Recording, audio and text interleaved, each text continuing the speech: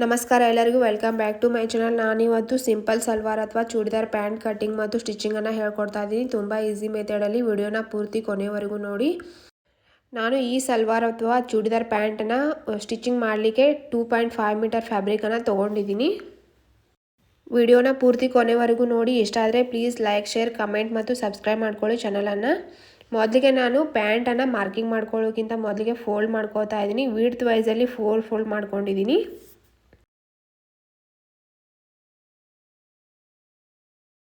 ನೋಡಿ, ಮೊದಲಿಗೆ ಫ್ಯಾಬ್ರಿಕಲ್ಲಿ ನಾನು ವಿಡ್ತ್ ವೈಸಲ್ಲಿ 4 ಫೋಲ್ಡ್ ಮಾಡ್ಕೊಂಡಿದ್ದೀನಿ. ಈ ಕಡೆ ಫೋಲ್ಡ್ ಸೈಡ್ ಇದೆ. ಈ 4 ಫೋಲ್ಡ್ ಫ್ಯಾಬ್ರಿಕ್ ವಿಡ್ತು 22 ಇಂಚ್ ಇದೆ ಮತ್ತು ಲೆಂತು 40 ಇಂಚ್ ಇದೆ. ಈಗ ಫೋಲ್ಡ್ ಸೈಡ್ ಕಡೆಯಿಂದ ಪ್ಯಾಂಟ್ ರೆಡಿ ಲೆಂತನ್ನು ಮಾರ್ಕಿಂಗ್ ಮಾಡಬೇಕು. ಪ್ಯಾಂಟ್ ರೆಡಿ ಲೆಂತ್ ಇದೆ 41 ಇಂಚ್. ಅದರಲ್ಲಿ 3 ಇಂಚನ್ನು ಬಾಟಮ್ ಫೋಲ್ಡಿಂಗ್ ಸಲುವಾಗಿ ಆ್ಯಡ್ ಮಾಡಿದ್ದೀನಿ, ಅಂದರೆ 44 ಇಂಚ್ ಆಯಿತು. 44 ಇಂಚಲ್ಲಿ ನೋಡಿಲಿ ನಾನು ಟೇಪಲ್ಲಿ 7 ಇಂಚನ್ನು ಮೈನಸ್ ಮಾಡ್ತಾ ಇದ್ದೀನಿ. ಯಾಕಂದರೆ ಮೇಲ್ಗಡೆ ಬೆಲ್ಟು ಸೆಪ್ರೇಟಾಗಿ ಕಟ್ಟಿಂಗ್ ಮಾಡ್ಕೋತೀವಿ. ಹೀಗಾಗಿ ನಾನಿಲ್ಲಿ 7 ಇಂಚ್ ಮೇಲ್ಗಡೆ ಮೈನಸ್ ಮಾಡಿದ್ದೀನಿ ಮತ್ತು ಇಲ್ಲಿ 41 ಇಂಚಿಗೆ ಮಾರ್ಕ್ ಮಾಡ್ತಾ ಇದ್ದೀನಿ ಮೊದಲಿಗೆ. ಮತ್ತು ಇಲ್ಲಿಂದ 3 ಇಂಚನ್ನು ನಾನು ಮತ್ತೆ ಎಕ್ಸ್ಟ್ರಾ ತೊಗೋತಾ ಇದ್ದೀನಿ, ಅಂದರೆ ಬಾಟಮ್ ಫೋಲ್ಡಿಂಗ್ ಸಲುವಾಗಿ, ಅಂದರೆ 43 ಇಂಚಿಗೆ ಮತ್ತೊಂದು ಮಾರ್ಕನ್ನು ಮಾಡ್ತಾ ಇದ್ದೀನಿ.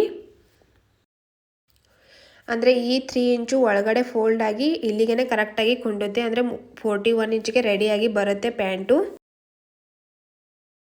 ಈಗ ಈ ಪಾಯಿಂಟಿಗೆ ನಾವು ಕ್ರಾಚ್ ಲೆಂತನ್ನು ಮಾರ್ಕಿಂಗನ್ನು ಮಾಡಬೇಕಾಗುತ್ತೆ. ಕ್ರಾಚ್ ಲೆಂತನ್ನು ನಾನು 7 ಇಂಚಿಗೆ ಮಾರ್ಕ್ ಮಾಡ್ತಾ ಇದ್ದೀನಿ. ಫಾರ್ಮುಲಾ ಬಂದು ಹೀಪ್ ಸೈಜ್ ಇದೆ 36. ಅದನ್ನು 6ಇಂದ ಡಿವೈಡ್ ಮಾಡಿದಾಗ 6 ಇಂಚ್ ಬಂತು. ಅದರಲ್ಲಿ ಪ್ಲಸ್ 1 ಇಂಚ್ ಮಾರ್ಜಿನನ್ನು ಆ್ಯಡ್ ಮಾಡಿ ನಾನಿಲ್ಲಿ 7 ಇಂಚಿಗೆ ಬೆಲ್ಟನ್ನು ಮಾರ್ಕ್ ಮಾಡಿದ್ದೀನಿ. ಮತ್ತು ಈ ಪಾಯಿಂಟಿಂದ 2 ಇಂಚ್ ಒಳಗಡೆ ಮಾರ್ಕ್ ಮಾಡಿ ಶೇಪನ್ನು ಹಾಕೋತಾ ಇದ್ದೀನಿ, ಸ್ವಲ್ಪ ಕರ್ವ್ ಶೇಪಲ್ಲಿ. ಇಲ್ಲಿ 41 ಇಂಚಿಗೆ ಮಾರ್ಕ್ ಮಾಡಿದ್ದೀನಿ. ಅಲ್ಲಿ ಬಾಟಮ್ ರೌಂಡನ್ನು 7.5 ಇಂಚಿಗೆ ಮಾರ್ಕ್ ಮಾಡ್ತಾ ಇದ್ದೀನಿ.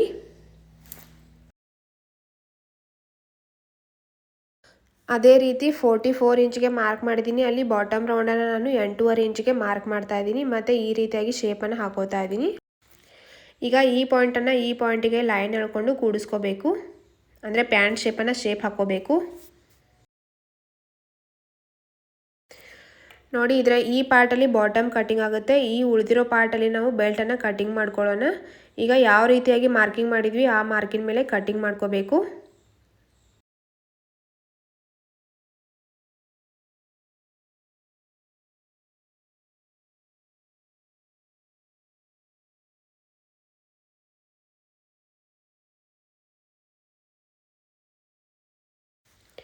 ಈಗ ಕಟ್ಟಿಂಗ್ ಮಾಡ್ಕೊಂಡಿರೋ ಫ್ಯಾಬ್ರಿಕಲ್ಲಿ 2 ಫ್ಯಾಬ್ರಿಕ್ ಪೀಸ್ ಬಂದಿವೆ. ಒಂದು ಲೆಫ್ಟ್ ಸೈಡ್ಗೆ ಮತ್ತು ಇನ್ನೊಂದು ರೈಟ್ ಸೈಡ್ಗೆ. ಇವೆರಡನ್ನು ಕೂಡ ನಾನು ಮಡ್ಚ್ಕೊಂಡು ಸೈಡಿಗೆ ಇಟ್ಕೋತಾ ಇದ್ದೀನಿ. ಇದರ ಸ್ಟಿಚಿಂಗನ್ನು ನಾನು ಆಮೇಲೆ ಹೇಳ್ಕೊಡ್ತೀನಿ. ಮೊದಲಿಗೆ ಬೆಲ್ಟನ್ನು ನಾವು ಕಟ್ಟಿಂಗ್ ಮಾಡ್ಕೊಳ್ಳೋಣ. ಬೆಲ್ಟ್ ಸಲುವಾಗಿ ನಾನಿಲ್ಲಿ 2 ಫ್ಯಾಬ್ರಿಕ್ ಪೀಸನ್ನು ತೊಗೊಂಡಿದ್ದೀನಿ. ಬೆಲ್ಟ್ ಲೆಂತನ್ನು 7 ಇಂಚ್ ಮೈನಸ್ ಮಾಡಿದ್ದೀವಿ ಬಾಟಮಲ್ಲಿ. ಅದೇ 7 ಇಂಚನ್ನು ತೊಗೊಂಡು ಪ್ಲಸ್ 2 ಇಂಚ್ ಮಾರ್ಜಿನನ್ನು ಆ್ಯಡ್ ಮಾಡಿ, ಸ್ಟಿಚಿಂಗ್ ಮಾರ್ಜಿನನ್ನು ಆ್ಯಡ್ ಮಾಡಿ ನಾನಿಲ್ಲಿ 9 ಇಂಚಿಗೆ ಮಾರ್ಕ್ ಮಾಡ್ತಾ ಇದ್ದೀನಿ. ಫ್ಯಾಬ್ರಿಕಲ್ಲಿ 9 ಇಂಚ್ ಅಲ್ಲಿಗೆ ಬರುತ್ತೆ ನೋಡಿಕೊಂಡು ಮಾರ್ಕ್ ಮಾಡ್ಕೋಬೇಕು.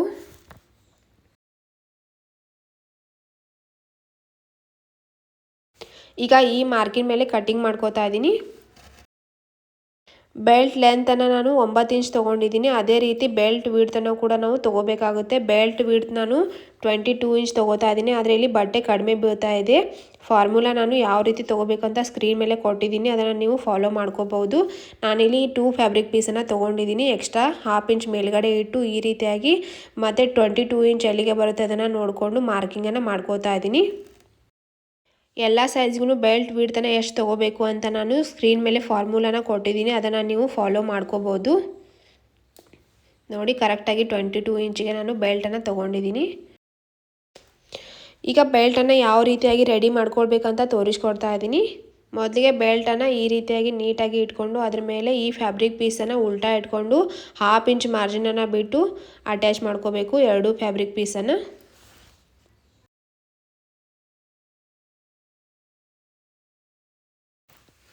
ನೋಡಿ, ಈ ರೀತಿಯಾಗಿ ನಾನು ಅಟ್ಯಾಚ್ ಮಾಡ್ಕೊಂಡಿದ್ದೀನಿ.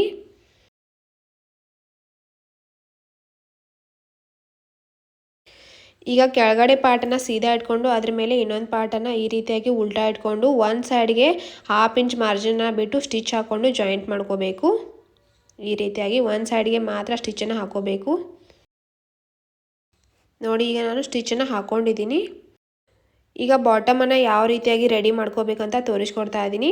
ಒಂದು ಪಾರ್ಟನ್ನು ಈ ರೀತಿಯಾಗಿ ಕರೆಕ್ಟಾಗಿ ಇಟ್ಕೊಂಡು ಅದ್ರ ಮೇಲೆ ಇನ್ನೊಂದು ಪಾರ್ಟನ್ನು ಉಲ್ಟಾ ಇಟ್ಕೊಂಡು ಒಂದು ಸೈಡ್ ಕ್ರಾಸ್ ಸೈಡನ್ನು ನಾವು ಸ್ಟಿಚ್ ಮಾಡ್ಕೋಬೇಕು. ಒಂದು ಸೈಡನ್ನು ಮಾತ್ರ ಸ್ಟಿಚ್ ಮಾಡ್ಕೋಬೇಕು, ಇನ್ನೊಂದು ಸೈಡನ್ನು ಸ್ಟಿಚ್ಚನ್ನು ಮಾಡ್ಕೋಬಾರ್ದು. ನೆನಪಿರಲಿ, ಬಟ್ಟೆಯ ಸೀದಾ ಸೈಡ್ ಒಳಗಡೆ ಇದೆ. ಈ ರೀತಿಯಾಗಿ 1/2 ಇಂಚ್ ಮಾರ್ಜಿನನ್ನು ಬಿಟ್ಟು ಒಂದು ಸೈಡ್ಗೆ ಸ್ಟಿಚ್ಚನ್ನು ಹಾಕೋಬೇಕು. ನೋಡಿ ಇಲ್ಲಿ ನಾನು ಸ್ಟಿಚ್ಚನ್ನು ಹಾಕ್ಕೊಂಡಿದ್ದೀನಿ. ಈಗ ಇದನ್ನು ಓಪನ್ ಮಾಡಿಕೊಂಡು ಮೊದಲಿಗೆ ಬೆಲ್ಟ್ನ ಸೆಂಟರು ಮತ್ತು ಬಾಟಮ್ ಪಾರ್ಟ್ನ ಸೆಂಟರ್ಗೆ ಮಾರ್ಕನ್ನು ಮಾಡ್ಕೋತಾ ಇದ್ದೀನಿ. ಈಗ ಈ ಬೆಲ್ಟ್ನ ಸೆಂಟರ್ ಪಾಯಿಂಟಿಂದ ಈ ಕಡೆಗೆ ಅಳತೆ ಪಟ್ಟಿನ ಇಟ್ಕೊಂಡು ಅದನ್ನು ಈ ರೀತಿಯಾಗಿ ಫೋಲ್ಡ್ ಮಾಡ್ಕೋಬೇಕು. ಅಂದರೆ ಸೆಂಟರ್ ಪಾಯಿಂಟ್ ಸಿಗುತ್ತೆ. ಈ ಸೆಂಟರ್ ಪಾಯಿಂಟಿಗೆ ಮಾರ್ಕನ್ನು ಮಾಡ್ಕೋಬೇಕು. ಅಂದರೆ ಇಲ್ಲಿಂದ ಇಲ್ಲಿಗೆ ಪ್ಲೇಟ್ಸನ್ನು ಹಾಕೋಬಾರ್ದು, ಇದ್ರ ಮುಂದೆ ಪ್ಲೇಟ್ಸನ್ನು ಹಾಕೋಬೇಕು. ಅದನ್ನು ಮುಂದೆ ನಾನು ಹೇಳ್ಕೊಡ್ತೀನಿ. ಇದೇ ರೀತಿ ಇಲ್ಲಿಯೂ ಕೂಡ ಟೇಪನ್ನು ಸೆಂಟರ್ ಪಾಯಿಂಟಿಂದ ಇಟ್ಕೊಂಡು ಟೇಪನ್ನು ಫೋಲ್ಡ್ ಮಾಡಿ ಸೆಂಟರ್ ಪಾಯಿಂಟಿಗೆ ಮಾರ್ಕ್ ಮಾಡಬೇಕು. ಈ ಪಾಯಿಂಟ್ವರೆಗೂ ಪ್ಲೇಟ್ಸ್ ಬರೋದಿಲ್ಲ, ಇದ್ರ ಮುಂದಗಡೆ ಪ್ಲೇಟ್ಸನ್ನು ಹಾಕೋಬೇಕು. ಅದನ್ನು ಯಾವ ರೀತಿ ಹಾಕೋಬೇಕು ಅಂತ ತೋರಿಸ್ಕೊಡ್ತೀನಿ. ಮೊದಲಿಗೆ ಬಾಟಮಲ್ಲಿ ಈ ಕಡೆಗೆ ಮತ್ತು ಈ ಕಡೆಗೆ ಒಂದೊಂದು ಪ್ಲೇಟ್ಸನ್ನು ಹಾಕೋಬೇಕು. ಇದು ಬ್ಯಾಕಲ್ಲಿ ಹೋಗುತ್ತೆ. ಬ್ಯಾಕಲ್ಲಿ ಒಂದೊಂದೇ ಪ್ಲೇಟ್ಸನ್ನು ಹಾಕೋಬೇಕು. ನೋಡಿ ತೋರಿಸ್ಕೊಡ್ತಾ ಇದ್ದೀನಿ ಈ ರೀತಿಯಾಗಿ. ಬೆಲ್ಟ್ನ ಸೆಂಟರು ಮತ್ತು ಬಾಟಮ್ನ ಸೆಂಟರು ನೀಟಾಗಿ ಇಟ್ಕೊಂಡು ಈ ಕಡೆ ಏನು ಮಾರ್ಕ್ ಮಾಡಿದ್ವಿ ಅದನ್ನು ಬಾಟಮಲ್ಲೂ ಕೂಡ ನಾವು ಮಾರ್ಕ್ ಮಾಡಬೇಕು. ಎರಡೂ ಕಡೆಗೂ ಕೂಡ ಇಲ್ಲಿಂದ ಇಲ್ಲಿಗೆ ಪ್ಲೇಟ್ಸನ್ನು ಹಾಕೋಬಾರ್ದು. ಇಲ್ಲಿ ನೋಡಿ ಪ್ಲೇಟ್ಸನ್ನು ಹಾಕೋಬೇಕು. ಇದ್ರ ಮುಂದುಗಡೆ ಈ ಮಾರ್ಕಿನ ಮುಂದುಗಡೆ ಪ್ಲೇಟ್ಸನ್ನು ಹಾಕೊತ ಹೋಗಬೇಕು. ಮತ್ತು ಪ್ಲೇಟ್ಸ್ನ ಮುಖ ಕ್ರಾಸ್ ಸೈಡ್ ಕಡೆ ಇರಬೇಕು.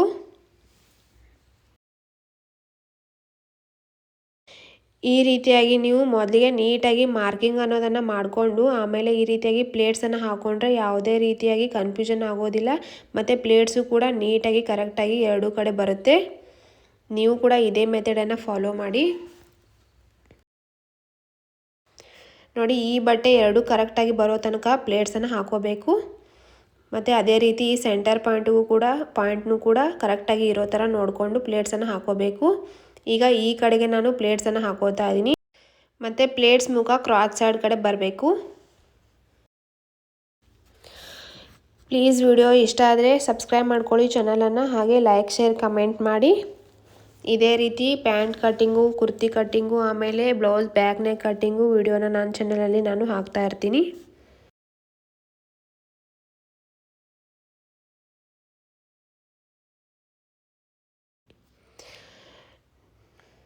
ನೋಡಿ ಈ ಪಾಯಿಂಟಿಂದ ಈ ಕಡೆಗೆ ನಾನು ಪ್ಲೇಟ್ಸನ್ನು ಹಾಕ್ಕೊಂಡಿದ್ದೀನಿ. ಮತ್ತು ಇಲ್ಲಿಯೂ ಕೂಡ ಆ ಪಾಯಿಂಟನ್ನು ಮಾರ್ಕ್ ಮಾಡಿದ್ದೀವಿ, ಅದೇ ಪಾಯಿಂಟನ್ನು ನೋಡಿಕೊಂಡು ನಾವು ಪ್ಲೇಟ್ಸನ್ನು ಹಾಕೋಬೇಕು. ಈಗ ಬಾಟಮ್ ಪಾರ್ಟ್ ಮೇಲೆ ನಾನು ಬೆಲ್ಟನ್ನು ಉಲ್ಟಾ ಇಟ್ಕೊಂಡು 1/2 ಇಂಚ್ ಮಾರ್ಜಿನನ್ನು ಬಿಟ್ಟು ಸ್ಟಿಚ್ಚನ್ನು ಹಾಕೋತೀನಿ ಈ ರೀತಿಯಾಗಿ. ನೋಡಿ ಬಾಟಮ್ ಪಾರ್ಟಿಗೆ ನಾನು ಬೆಲ್ಟ್ ಪಾರ್ಟನ್ನು ಅಟ್ಯಾಚ್ ಮಾಡ್ಕೊಂಡಿದ್ದೀನಿ. ಇಲ್ಲಿಯೂ ಕೂಡ ನೀವು ಇನ್ನೊಂದು ಸ್ಟಿಚ್ಚನ್ನು ಹಾಕ್ಕೊಂಡ್ರೆ ಬರುತ್ತೆ. ಟಾಪ್ ಸ್ಟಿಚ್ಚನ್ನು ಹಾಕ್ಕೋಬೇಕು. ಈಗ ಪ್ಯಾಂಟನ್ನು ಫೋಲ್ಡ್ ಮಾಡಿಕೊಂಡು ಇನ್ನೊಂದು ಕ್ರಾಸ್ ಸೈಡನ್ನು ಯಾವ ರೀತಿಯಾಗಿ ಸ್ಟಿಚ್ ಮಾಡ್ಕೋಬೇಕು ಅಂತ ತೋರಿಸ್ಕೊಡ್ತಾ ಇದ್ದೀನಿ. ಅದಕ್ಕಿಂತ ಮೊದಲಿಗೆ 1 ಇಂಚಿಗೆ ಮೊದಲಿಗೆ ಮಾರ್ಕ್ ಮಾಡ್ತಾ ಇದ್ದೀನಿ. ಮತ್ತು ಇಲ್ಲಿಂದ ಮತ್ತೆ 1 ಇಂಚಿಗೆ ಮಾರ್ಕ್ ಮಾಡ್ತಾ ಇದ್ದೀನಿ. ಈಗ ಇಲ್ಲಿಂದ 1 ಇಂಚಿಗೆ ಮಾರ್ಕ್ ಮಾಡಿದ್ದೀವಿ, ಅದನ್ನು ಸ್ಟಿಚ್ಚನ್ನು ಹಾಕೋಬೇಕು. ಇಲ್ಲಿ ನಡುವೆ 1 ಇಂಚಿದೆ, ಅದನ್ನು ಸ್ಟಿಚ್ಚನ್ನು ಹಾಕೋಬಾರ್ದು. ನಾನಿಲ್ಲಿ ಮಾರ್ಕ್ ಮಾಡಿ ತೋರಿಸ್ತಾ ಇದ್ದೀನಿ. ಇದೇ ರೀತಿ ನಾವು ಸ್ಟಿಚ್ಚನ್ನು ಹಾಕೋಬೇಕು. ಯಾಕಂದರೆ ನಾಡಿ ಸಲುವಾಗಿ ತನ್ನಿಂದ ತಾನೇ ಸ್ಪೇಸ್ ಬರುತ್ತೆ ಈ ರೀತಿಯಾಗಿ ನಾವು ಸ್ಟಿಚ್ಚನ್ನು ಹಾಕ್ಕೊಂಡ್ರೆ.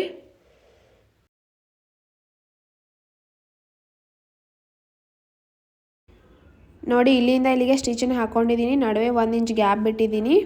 ಈಗ ಓಪನ್ ಮಾಡ್ತಾ ಇದ್ದೀನಿ ಪ್ಯಾಂಟನ್ನು.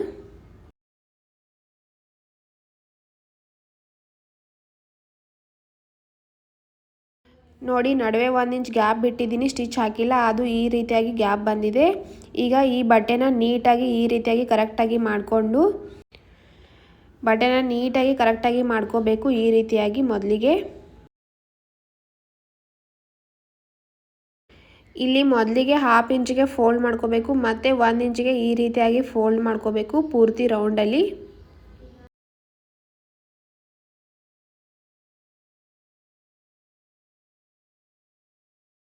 ಅಂದರೆ 1.5 ಇಂಚಿಗೆ ಬಟ್ಟೆನ ಫೋಲ್ಡ್ ಮಾಡ್ಕೋಬೇಕು ಈ ರೀತಿಯಾಗಿ.